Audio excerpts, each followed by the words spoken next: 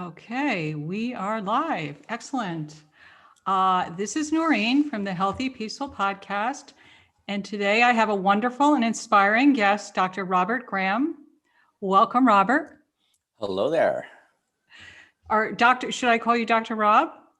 You can call me Dr. Rob. You can call me Rob. You can call me Dr. Rob the chef. Just don't call me Okay. after midnight. That's all I said. Yeah, exactly. Well, we'll say 10 p.m. for good health. Here you go. Yeah. Anyway, we are going to be embarking on a journey this morning of culinary medicine, combining your worlds of as a chef in New York City and also an MD practicing, I'm going to say lifestyle medicine, but we can get more into what that exactly means. But before we get there, tell me a little bit about how you came to, this juncture in your life in terms of personally, your career, your passion, a little bit about your background for listeners and viewers who don't know you. Sure. Again, thanks again, Noreen, for the opportunity to share, I guess, my story. But it's an old story. I'm just a new messenger of a very old story. As a student of Ayurveda, a student of traditional Chinese medicine, and really of all healing traditions, the common principle they have and what they start with is let food be thy medicine. And unfortunately, conventional medicine through a patient lens, but also as a practitioner lens, it's missing, and it has been missing since its beginnings. And I think what really brought me into the field is really, to become a doctor, my goal was really to help people, but particularly reduce suffering, and through a very integrative, holistic approach. As way of background, my mom is Latina. She's from El Salvador, and she's a traditional herbal healer.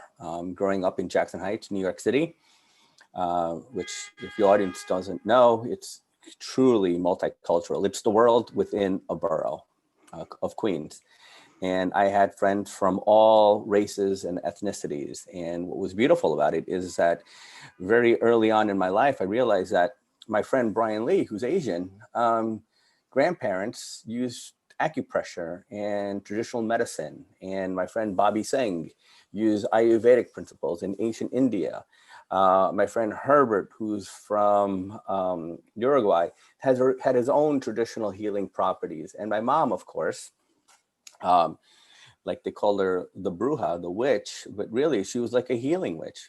She had her own concoctions, her witch's brews, and, believed in prayer and meditation and spirituality alongside my father, who is a trained biochemist. We would leave the house maybe complaining of a headache or abdominal pain, and my dad would say, just take a Tylenol. Biochemistry says that the molecules work, and my mom would say, okay, Ed, go to work, and treat us through her own kind of complementary way. And I realized those early formative experiences that both worked given the right setting. And I embarked on to becoming a doctor and got my training, a medical degree, MD, practiced MD. This is my 20th year. And what I realized in medical school, lifestyle, particularly food, was not taught in any sort of curriculum. And so one of the things I did really early on in my career, I started one of the first ever complementary and alternative medicine electives in medical school, which is in existence today. That led me onto a path of understanding. If you think about complementary alternative medicines and therapies, from acupuncture to yoga, if you want to call it that, I literally looked into the phone book and called an acupuncturist. I called a biofeedback. I called a chiropractor. I called a dietitian. I called an energy healer. I called Feldenkrais. I called imagery people. I just went throughout the entire ABCs and wanted to really, almost an anthropology, and I know we have that in common. I went as an anthropologist trying to understand this field, which I knew was happening on the streets, as they call it, but not inside of medical education. And Fast forward, I did my background in internal medicine here at Lenox Hill Hospital in New York City, and then I went up to Harvard to study integrative medicine. Integrative medicine is an evidence-based field that combines the best of what's out there in both conventional allopathic medicine, but also complementary and alternative medicines for wherever there is science for its utility. It's not witches brews, it's not cuckoo, it's not voodoo, it's evidence-based therapies for specific health conditions. I did a 3-year fellowship looking at the education and research of it and found that a lot of research wasn't done in the US because the way we learn and or research things or examine things in allopathic medicine is totally contrary to how we look at individuals as a whole being in the complementary worlds. And so fast forward, I got my master's in public health from the Harvard School of Public Health, trying to understand the science of nutrition, studied under greats like David Einzelberg and Walter Willett and Ted Kapchuk in Chinese medicine. And then fast forward, came back to New York, run the integrative medicine department at Lenox Hill. So then went on to do integrative medicine at a large healthcare system here in New York called Northwell Health. During that time, my wife and I, Julie, started a yoga program, a meditation program for doctors and nurses. We started an herbal rooftop farm on top of a hospital in New York City. That's a whole other story if you would love to get into that, because I feel that one of the greatest ironies of our lives is how bad our food is in our healthcare systems. And so we went on a mission to change that. Subsequently, was told to do medicine faster, not better. And so we decided to leave and started Fresh, which is our current business. It's called Fresh Medicine. Fresh is what we call the acronym for our 5 ingredients in a recipe to health: food, relaxation, exercise, sleep, and happiness. We embarked on a school, which all your listeners are welcome to take our free course at Fresh Med-U. And then 4 years ago, decided to become a chef. I've been teaching doctors how to cook for about 11 years. That's how I met one of your guests, Dr. Richard Lamarita, who's been a chef mentor and dear friend of mine for the past 10 years. And we started teaching doctors and nurses and nutritionists and dietitians and healthcare providers how to cook healthy meals on Monday to support Meatless Monday. Again, eat more plants, eat less meat, kind of is my philosophy. And then using the lens of now as a chef with a master's of public health and a doctor, embarking on developing a very exciting new adventure, working with a CPG company on medically tailored meals, nutrition for your health conditions, where food can actually be treated as medicine by your insurance companies. So I think that's a pretty good summative description in, I think, 2 or 3 minutes of my 25 years of my life. Yeah, that's awesome. Wow, what a one thing that comes to mind is absolute curiosity. There's always another frontier in terms of I believe you said your undergraduate degree was in anthropology. Exactly. And then becoming an MD, but not being satisfied with that and wanting to get a degree in public health. And then realizing that all of these things weren't necessarily the be all and end all, and then embarking on going to culinary school. So it's really fascinating. I'm wondering, just backing up a little bit, your degree in anthropology, first of all, what prompted you to study anthropology? And how do you think it's been useful in your profession, in your career? Oh, it's a great question. Actually, no one's ever asked me that too. So thank you for doing your research and homework on me. Yeah, I think, the traditional way of doing it, you do really good in high school, you get into college, and in college, you have to do pre-med, right? To get in the requisites to apply to medical school. Okay. Which, it's a major onto itself. But I've always been, I think maybe it's because of this duality that I had in my house. Mm-hmm. My mom from another country, an immigrant, and my father, which is a pretty interesting story too. He's a farmer from Washington State and was drafted to the Vietnam War and landed in New York City. And so I was living in a home in New York City, in a multicultural community, multilingual, multi-ethnic, culinary diverse. And I think I was just intrigued by the study of people and communities and cultures. And that's what I think kind of drew me, to anthropology, to really understand not only the science of, a pre-med program, but really trying to understand people and communities and societies and why they do certain things and through what lens they see the world in, and I think that lens allows me to really try to understand the why, not only my why, but my patients' why they don't trust traditional, allopathic medicine, why they lean to more traditional methods of medicine, why they don't want to go see the doctor, why they believe in Ayurvedic as being the healing principles, why, it's really trying to understand my why, but then also more importantly, their why they choose to live the way they do and where they do it.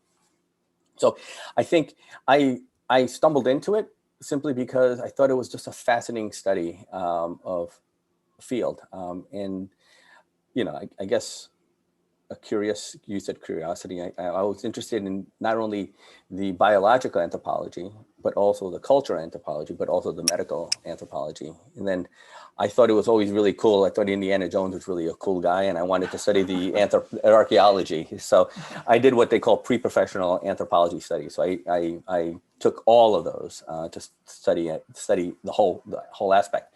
And if I may, Sure. when I applied to medical school, I went to New York City in the midst of the 80s, public school. It was a zoo. And if anybody's watched any of the 1980s movies like New Jack City, or, unfortunately I went to high school where crack cocaine hit New York hard. Sure. But it was a great school because it was pre-professional.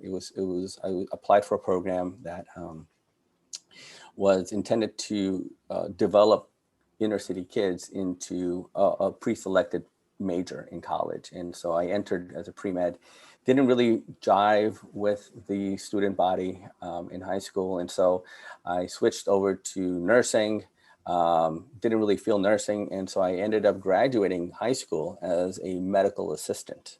And so I've been in medicine since I was 17 years of age.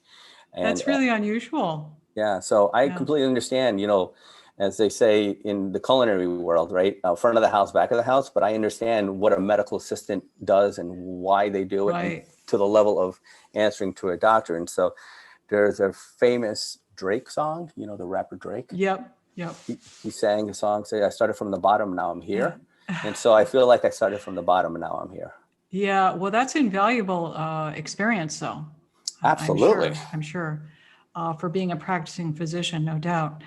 And I'm curious about the degree in public health, and what did you hope to gain? Did you do the public health after receiving your medical degree? Yeah, so I did my 3 years of residency, and then, as the way graduate medical education works is that after you do your medical school, you decide a primary specialty. And my primary specialty is internal medicine. Okay.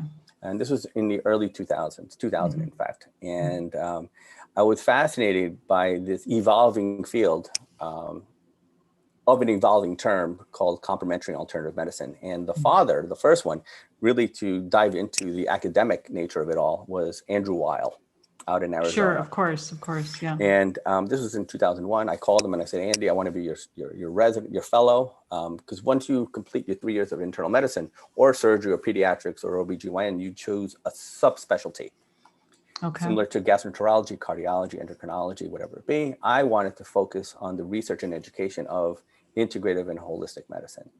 And during that early time, and I thought Andrew Weil was pretty cool. He was also an anthropologist. And I said, right. And I think he was also a botanist as well. And a botanist. Was very involved with plants and botany. Yeah. And he was on the search for, and I think it's public knowledge, he was on the search for things that make people happy. And oftentimes it comes with, hallucinogens and other botanicals. Right. Yes. And I think part of that research got him kicked out of Harvard Medical School. And literally at that time, he had 2 spots available. I applied for him.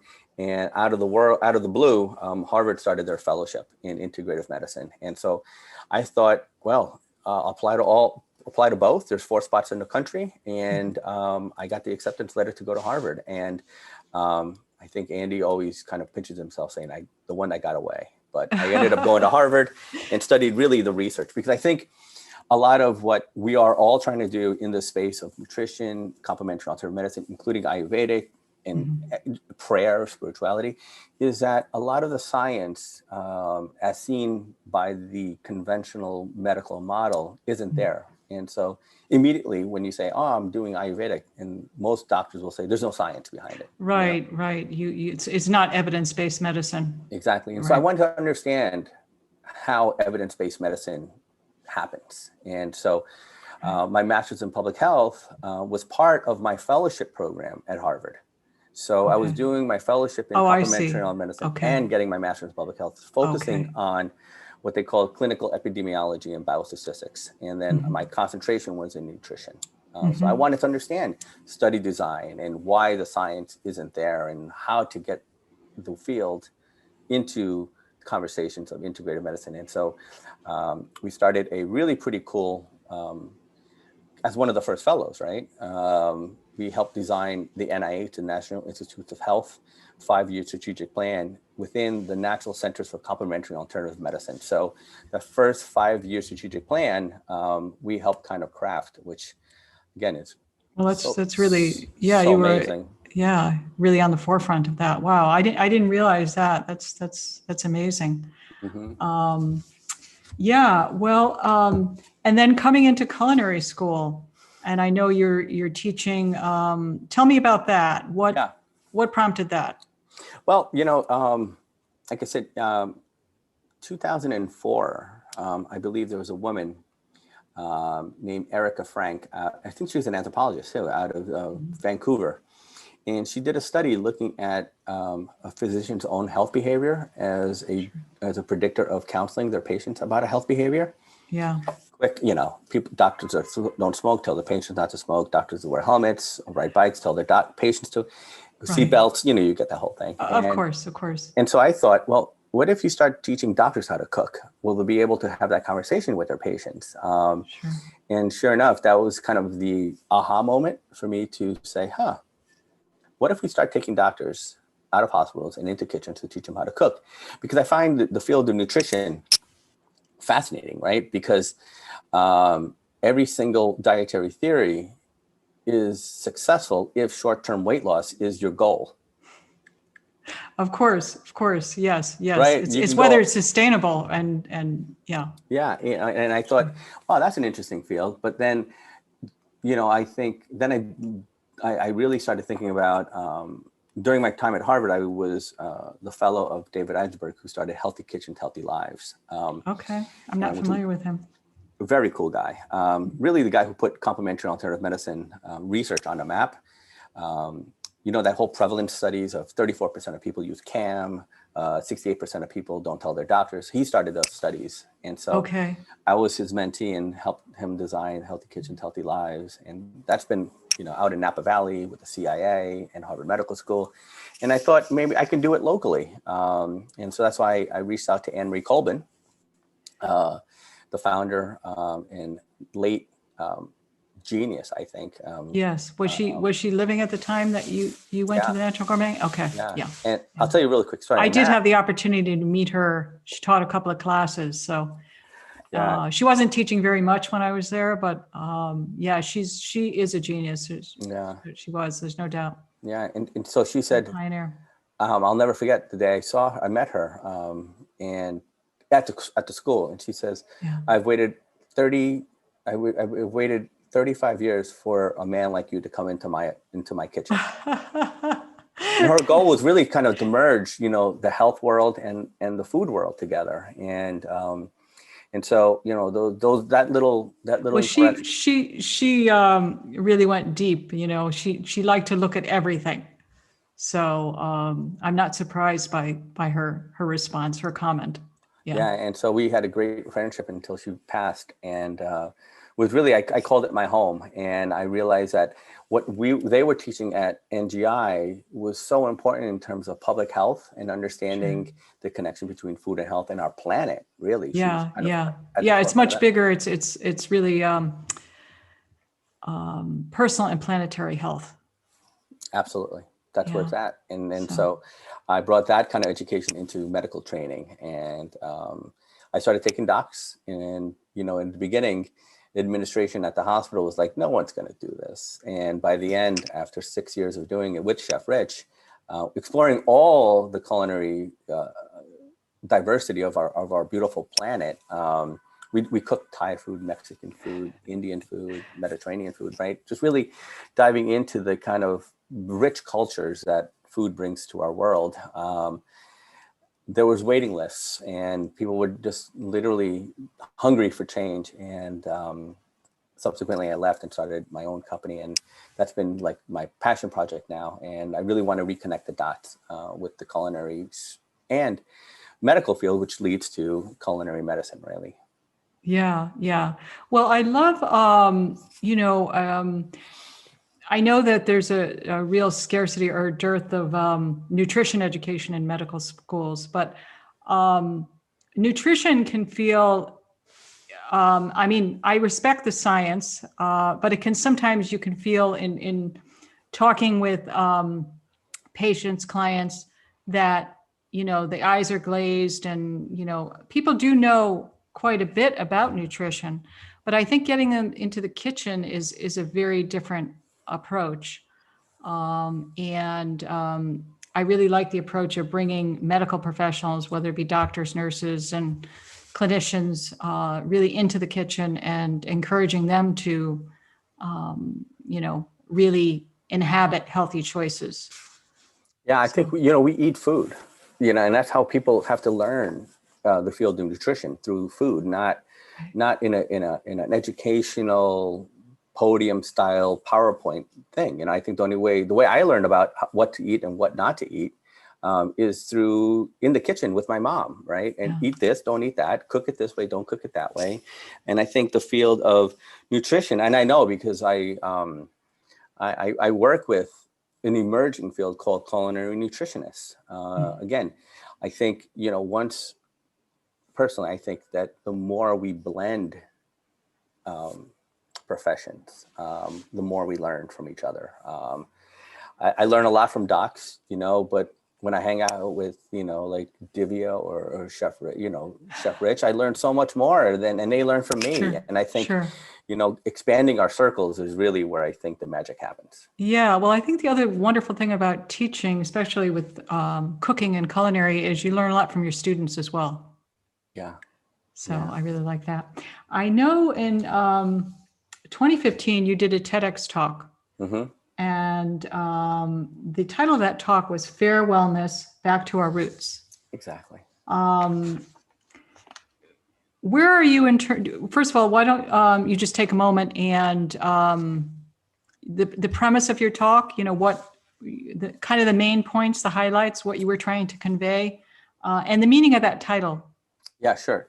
So, you know, before we became fresh, we were Fair Wellness, and Fair Wellness, it was a play on words as well, FARE. Right, right, And wellness, I think food and wellness. right. And I thought fair wellness was farewell to diseases if you adopt fair wellness. And so that was our first. So sort of like say goodbye to the old and hello to the new. Yeah, through fair. Yeah, fair. Yeah. Our food. Yeah, our food. I And like that. thanks. And so that was like our first endeavor, our first theme or first company. And then back to our roots, I think that's what really attracted me to complementary alternative medicine, understanding where the roots of true medicine and healing happen. But then my first slide I put up there, and I encourage all of you to watch it because it's awesome. No, is Of that course. the first slide really was understanding that if the roots and if the leaves and branches of a tree are ill, don't start clipping the branches and the leaves. Go back to the roots and what is feeding the roots. It's the culture. It's the soil, it's the humidity, it's the food, it's the soil, it's the gut, it's the where all things happen is from our soil, our both in the human physiology, but also in the ecological space, right? Is that if trees look ill, you know, a lot of people who don't understand ecology or agriculture, they just start clipping the dead leaves. And I feel like that's a lot of what medicine does, right? Those are the symptoms. Sure. And you just take care of the symptoms and not the root cause of diseases. And that's why we always say, you know, back to our roots. And for me, you know, linking back to where I was raised in Jackson Heights, you know, again, in a multicultural family, home, household, and community, those are the roots of healing. And I think we have to return to those roots of medicine. And that's why I love working with Divya and other, you know, integrative practitioners, because I think, again, when we start blending circles and professions, that's where really the magic of life and health happen. And unfortunately, most of my colleagues in conventional medicine ostracize them, you know, because we are medical doctors and we know everything. And I think it's very myopic. And I think we have to start learning from each other more. Yeah, that's beautiful. And plus the image of back to your roots, I mean, that's really multifaceted, you know, in terms of thinking about our ancestors and how they lived and how they ate, and thinking about back to our roots in terms of eliminating the root cause of disease versus a symptomatic approach. So I really like that. And so that was 6 years ago. If you were invited to give a TEDx talk today, what would the topic be? Oh, you're good. I think, let me think for a second about that. I would say. Meaning, how have things evolved? Yeah, I know where you're going. Yeah, with that. and really change for you over this time span, which isn't that long, but. Oh my God, it's been a while. I think it's called a fresh start. You know, I think a lot of it has to do with what we focused on in my practice. And fresh, you know, when people think of the word fresh, number one, we spell it out for you, right? We spell out well-being for you. It starts with food. At the end is happiness, but relaxation, exercise, sleep is equally important. And I think a fresh start, food is medicine. And I think one of the things I'm really excited about is that people are starting to understand. Now, unfortunately, it took a pandemic for people to open up their eyes a little bit to the fact that, you know, a pandemic like this just coincided with what I call the pandemic of chronic diseases that are, for the most part, reversible or even regressible with a good sustained holistic approach. And as opposed to many people that, you know, talk about a lot of these pillars, we literally spell it out for you. And then I think a lot of people are just really confused about what's healthy, what's not healthy. And so wearing my chef hat, designing meals that people can buy is really just kind of, I never thought I would be in this space, but it's really, I think the field of medically tailored meals is going to explode in the next 5 to 10 years. Yeah, that's awesome. And obviously, you know, the medical system, the current healthcare system, in terms of what's reimbursable, what's not, that is a driving factor in terms of how healthcare is delivered. So these medically tailored meals, will they be eligible for reimbursement? Yeah. So this is where I think rubber meets the road, right? Number one, the current healthcare system, right, it's intentionally broken because if they wanted to fix it, they can fix it, I think. And there's been a buzz for the past 15 years on what they call a value-based system. And if I can't, you know, value is really what's the value of health versus volume of disease, right? And so right now, the current healthcare model, the more people you see, the more patients you see, the more drugs you prescribe, the more surgeries you do, the more x-rays you perform, the more you get reimbursed. You know what, I read that or heard you say that using that value-based approach. So that's the volume-based.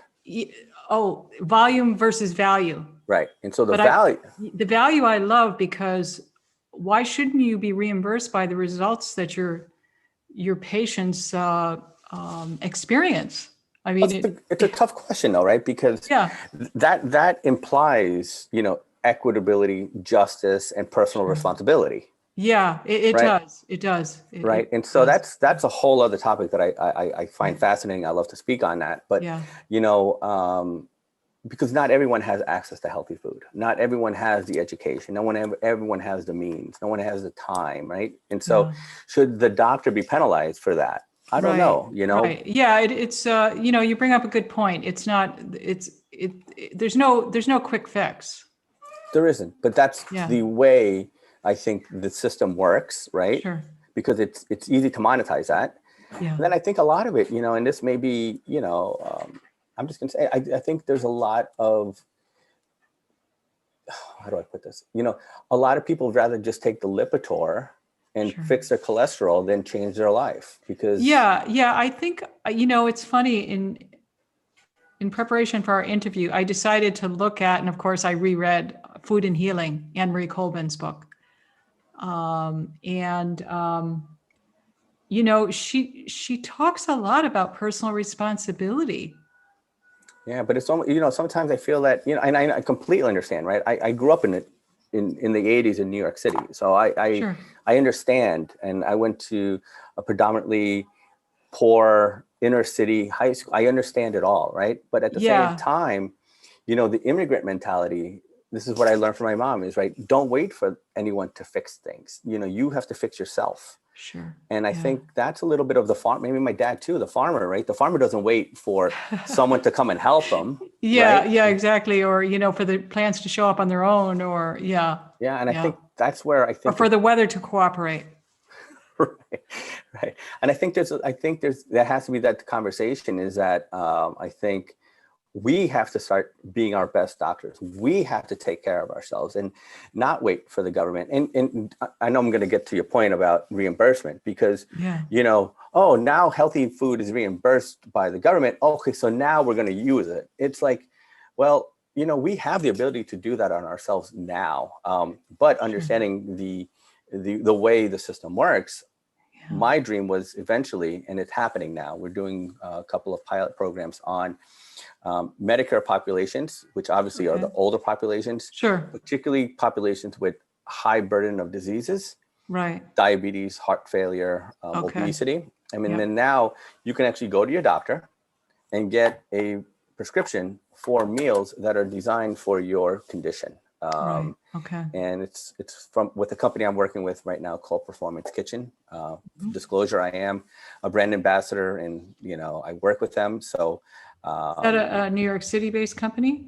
it's a Seattle-based company, in Oh, fact. okay. Oh, that's great. Yep. Yeah. But we have national distribution and we're doing pilot studies all over the country right now on to see the utility, and it works, right? Okay. So 30% decrease in hospital admissions, 60% decrease in healthcare costs within the first 3 months of utilization of this benefit. Sure. So Are now you actually doing the study?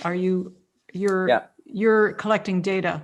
So I am not collecting it. We're Okay. about to be launching. We're doing 2 pilots right now as a proof of concept. Sure. Because honestly, they still are timid in entering the field. And in fact, someone told me at a meeting, do you mean I have to feed people for the rest of their lives healthy food instead of giving them drugs? And I said, no, you don't get it, man. You feed them healthy food, they don't need the drugs.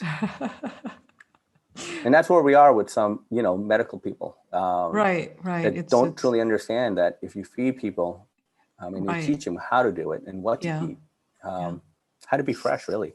Medicine is less of no need. Yeah, exactly. And I love the FRESH acronym as well, because it really encompasses, it's not just the food. It is the food, but it's not just the food. Exactly. So it's all of those components that really create optimum health. Yeah. And someone recently asked me on an interview, which is the most important? And I think it's hard for me to say which one, because I think the synergistic effect of all 5 is the magic. Yeah, that's beautiful. Yeah. And that's so consistent with healing systems like Ayurveda and macrobiotics, and who really the holistic healing systems. But yeah, so lots of exciting things happening. Yeah.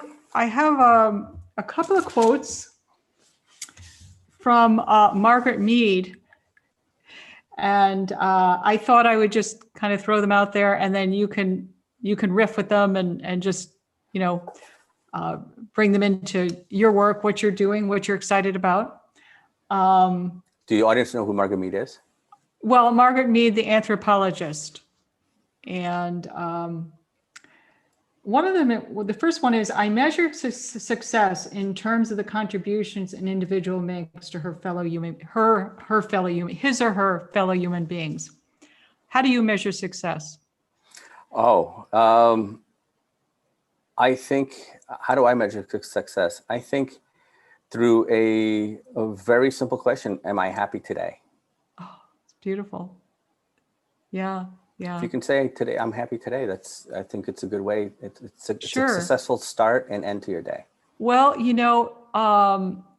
if you can say I'm happy today and work on being happy in the day, then it's a recipe. It's sort of like if you can eat healthy today and then tomorrow get up and do the same thing again, it's a recipe for a happy life. I think so. So it's that incremental one day. Awesome. The next quote is never ever depend on governments or institutions to solve any major problems. All change comes from the passion of individuals. As I mentioned before, don't wait for anyone. Be your best doctor. Be your own doctor. I think don't wait for anyone to help you. And I think maybe that's just the grit that my parents taught me. And I think eventually systems shift. Right. But it's usually not from the top down. It's usually from the bottom up. Yeah. That's awesome. That's awesome. The notion that we are products of our environment is our greatest sin. We are products of our choices. Amen. I totally agree. It's what we do with it. It's like that quote, it's not the cards you're dealt with, it's how you play them. Right. I think that's. Yeah, exactly. Yeah. But the environment, like if we think about food deserts and access to healthy food, you had a different term. You didn't use the word food deserts. You had a different term. I can't recall. Yeah, swamps. Oh, I love that. I love that. Yeah, because I think there is food. Yeah, there is food. Yeah, so that term is a misnomer. Exactly. I think it's the choice of what type of food makes it a swamp. Really. I think in the field of food justice is starting to shift that way. Sure. Yeah. Yeah. It's not black and white. It's not a desert or an oasis. It's something that just, yeah. So that's awesome. I also think, like a lot of times, there's this misconception that healthy food costs more. And it's just false. It's been borne out in multiple research studies that healthy food is actually less expensive on a day-to-day. And at the ultimate, right, is that either you pay the farmer or you pay the doctor. You pay the farmer today or you pay the doctor later. Yes. And actually, an author Robert Sabota, who has written quite a bit about Ayurveda, when people complain about the importance, the time that the daily routine, Ayurveda talks a lot about a daily routine. And clients would complain about the time it takes to do all this and how overwhelmed they are. And he said, well, it'll take longer when you've lost your health. Exactly. Exactly. So is that Daryacharya? What do you call that? Yeah, Dinacharya, the daily routine. Yeah. Yeah. I just did something with Divya. I don't know if you saw it, Ritacharya. I didn't see it, but I knew that you were teaching a class. You were doing the seasonal routine. Yeah, Ritacharya, right? Yeah. That's awesome. That's so cool. Yeah. We are continually faced with great opportunities which are brilliantly disguised as unsolvable problems. What do you see as the great opportunity today? Well, I hear it all the time. Food is a problem. Food is a solution. Right. So you're just switching it. Yeah, absolutely. I think Right. complex problems often are answered by simple solutions. Yeah. I Yeah. had the Dalai Lama once said, how do you feed, malnutrition is a worldwide problem. How do you feed everyone? And you know what he said? Yeah. Share, Share. share. That's just beautiful. That's how simple. I think I that's. mean, yeah, yeah, yeah, yeah, exactly, exactly. It's shifting mindset. Uh, and that's a lot. And actually, just if I can't, Yeah, that whole focus is the H in our fresh. It's based upon a field that my wife is really, the expert on, and studied. It's positive psychology, yeah, studying population, the science of human and community flourishing. Why does someone get cancer and says it's the worst thing that ever happened to me and I'm going to die and I can't do anything? Versus the person that gets, a horrible diagnosis like cancer and says, this is my wake-up call. I'm going to change how I eat. This is how I'm going to live, and I'm going to be, a warrior. Why does that happen? And that really happens in the mind. That's a mindset, yeah, and it's the difference between what they call a fixed mindset and a growth mindset. It's great studies by Carolyn Dweck in yeah, positive psychology, and that's why it's so important to look at your life in a very, if you understand the science of human flourishing and happiness, it's not happyology, right? right. Because bad things happen. Shit happens, right? They Of say. course, of course. And so instead of, having this sense of why me, what am I going to do? It's over, take with the mind shift.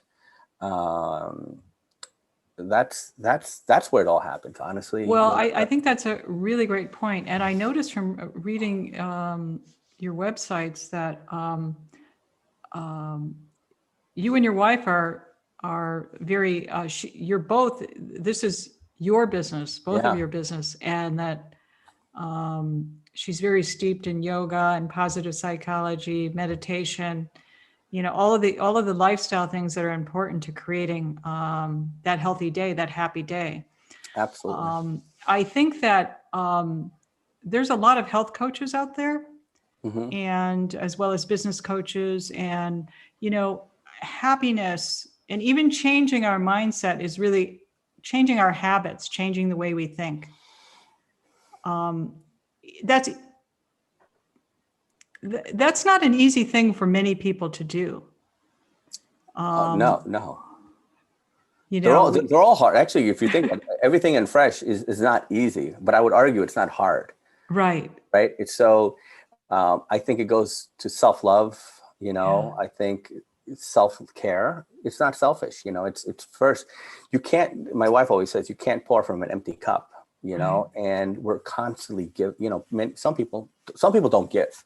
Some people, Yeah. I'm not even talking about those people. Those people are gone, right? So it's people but you can't constantly give without self-nourishment, without self-care and self-love. That's where I think it all starts with. And I think what my wife tries to do with positive psychology is offer people the how, because I think most of us want to be happy, Yeah.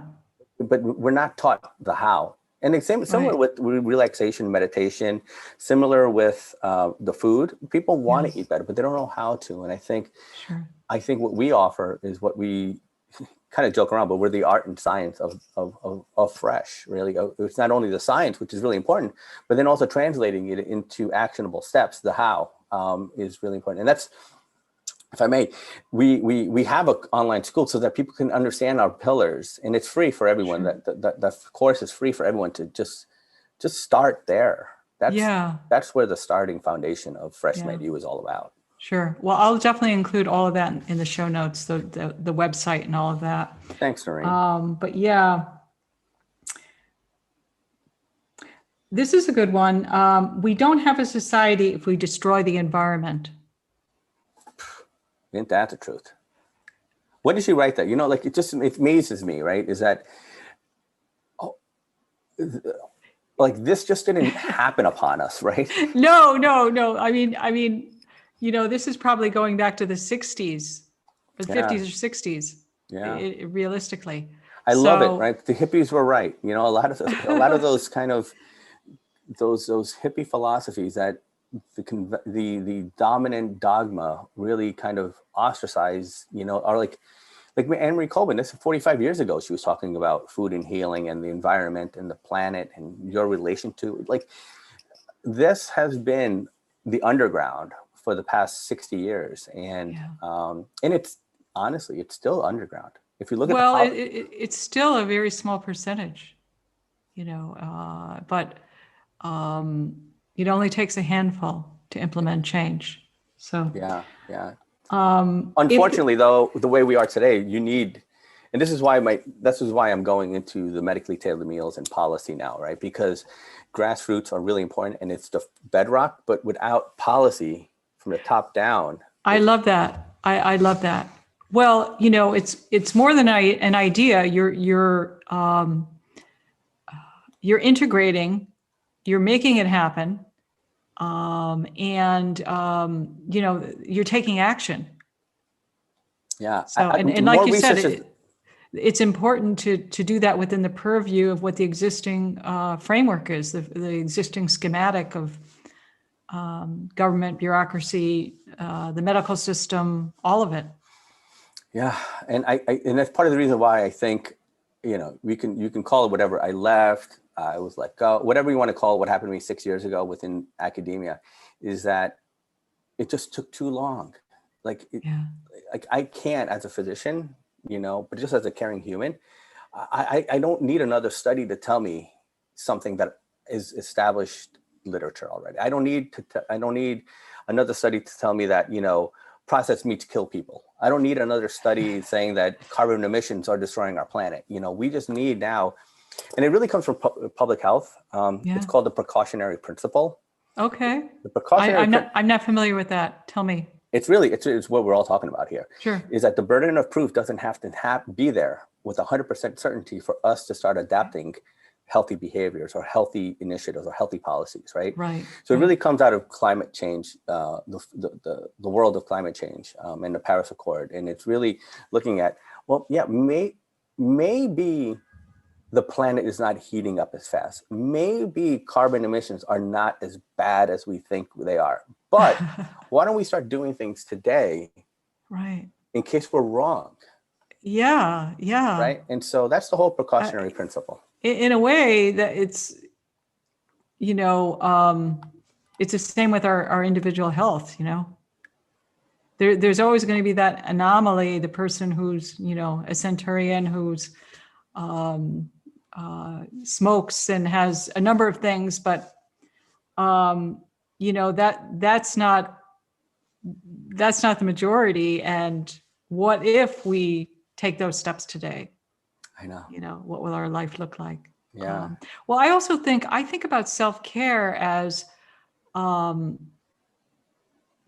contribution to society. In terms of, if I'm exercising personal responsibility and self-care, I'm not burdening my family with chronic illness. I'm not burdening the healthcare system. I'm not burdening the financial system. So it's just, it's just win-win. Right. If we can think larger than ourselves with regard to our choices. Well, this just has been magnified right now, right? It's like we're fighting amongst each other about a mask, right? Yes. Like that's exactly what you're. That's, I don't want to put words in your mouth, but it's like, right. Wear a mask. What's to fight about? Just wear a mask, and it's a respiratory issue. It's spread versus droplets. You cover your mouth, you cover your droplets, maybe it will decrease the spread. Right. What if we're wrong? Big deal. And that's another precautionary exactly. approach. It's exactly. Just, and if it can, then do it. Yeah. But we're fighting that. How are we going to, Right. Exactly. That's the challenge that we have. Yeah, there's no doubt. Excuse me. That means our time is almost up. I have just a couple more. Mm-hmm. If the future is to remain open and free, we need people who can tolerate the unknown, who will not need the support of completely worked out systems or traditional blueprints from the past. It goes back to the This, point. this really is just the point you were just making. Yeah. It's also the first follower, right? And so a lot of the leader is up front. You just hope somebody's behind, like in the movements, you hope you have the first follower, because after you have the first follower, it's a lot easier to get the second, third, fourth, and fifth. Oh, absolutely. You get the momentum, Yeah. So, and the last quote is, it's easier to change a man's religion than his diet. I use that a lot, especially when I speak in churches and synagogues. I often start my talks in places of worship. Yeah, I know. A diet can be very controversial, there's no doubt. Yeah, that's why I call it livets. The word diet isn't a diet, so it's never going to survive. What do you call it? A livet instead of a diet. A livet? Yeah. Oh, livet. I love that. Yeah, Do you use a hyphen, L-I-V-E, hyphen I-T? Yeah, it's actually from the Jamaica Rastafarians. Don't call them diets; they call them livets, because they believe that if you aren't on a diet, it's eventually going to, it's going to die. You're never going to sustain a diet. Yeah. I mean, the word diet itself it has the word die in it. So, yeah. So that's part of positive psychology. I love the livet. That's beautiful. I've never heard that. Oh, it's actually from Rastafarians. You said that, yeah. Yeah. How yeah. awesome! How awesome. I know you're doing the medically tailored meals. The next 5 years for you. All big F, big food, little M in medicine. Okay. So I hope to be transitioning, focusing most of my time in spearheading this food as medicine movement and understanding it's not only good for our health, but also good for the planet. Yeah, awesome. Well, Dr. Rob Graham from FreshMed, New York City. And I will include your handles, your social media handles. But do you want to just, your website, is it FreshMed New York City? freshmednyc.com. Okay. My handles are freshmednyc. Okay. I would ask if you can friend me. I like real people friends, but Instagram and Facebook friends are really important, as I'm writing a book called The Fresh Five. So our literary agent and our editors want more friends. Okay. Yeah. More friends on Facebook and Instagram. Exactly. And then, more followers, friends on Facebook, followers on Instagram. Yeah, follow us at freshmednyc.com, and also FreshMedU for our online school where, learning has become virtual now. So and I love it too, because it's virtual, it's transportable. And absolutely. You can reach more people that way. Yeah. Awesome. Well, Dr. Rob Graham, thank you so much for spending the time today. And I look forward to seeing how things evolve. It sounds like a really exciting journey. Wild one sometimes. Yeah, it's been fun. Awesome. Thank you so much, Noreen. Keep walking the walk. I really appreciate you. Thanks so much too. Thank you for the opportunity. Absolutely. Bye-bye. You take care. Bye.